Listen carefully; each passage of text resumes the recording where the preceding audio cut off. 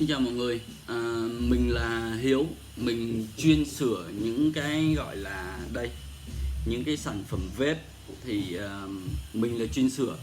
Thì các bạn cũng biết rồi đó, là thuốc lá thì trên thế giới hiện tại bây giờ mọi người vẫn đang là muốn giảm tỷ lệ khói thuốc dữ lắm. Và một sản phẩm ra đời đó là vape. Vape là sẽ giúp cho các bạn chơi khói và có thể đảm bảo sức khỏe của các bạn hơn về thuốc lá nhiều. Thì khi mà vape phát triển ra như vậy rồi thì sẽ có những rất là nhiều lượng khách hàng sử dụng vape. Thì trong quá trình mình sử dụng vape thì luôn luôn sẽ có những trường hợp xảy ra vấn đề phát sinh. Ví dụ như là bóc các bạn đang xài, các bạn bị mất nguồn, hay là nút bấm không có tác dụng, hay là bị rớt nước, hay là bị gì đó, gắn pin sai, cháy.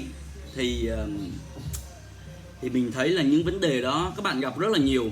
Tại vì ở đây mình nhận một ngày thì không biết là bao nhiêu các thể loại bóc các bạn bị hư, từ các cá nhân sử dụng cho tới các cửa hàng này kia ha. Thì hôm nay thì mình sẽ bắt đầu, mình sẽ làm một cái video, một cái clip đi. Mình sẽ hướng dẫn cho các bạn những bước căn bản để khắc phục một con vape của bạn khi mà nó có những sự cố nhỏ thôi, chứ không chưa chắc là sự cố lớn là mình sẽ sửa được đâu.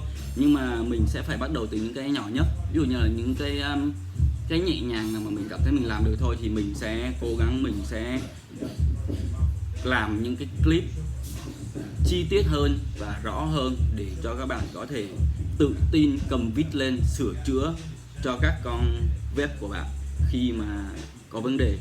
Thì mình sẽ đăng ký một kênh YouTube, và nếu mà các bạn có muốn học về sửa vape hay là muốn nghiên cứu thêm thì các bạn có thể follow và theo dõi ha. Theo dõi thì các bạn mỗi ngày thì mình sẽ up lên một clip về mỗi một loại bóc khác nhau. Còn về số lượng bóc thì nhiều lắm, mình có tới mấy trăm con rồi, nhiều lắm.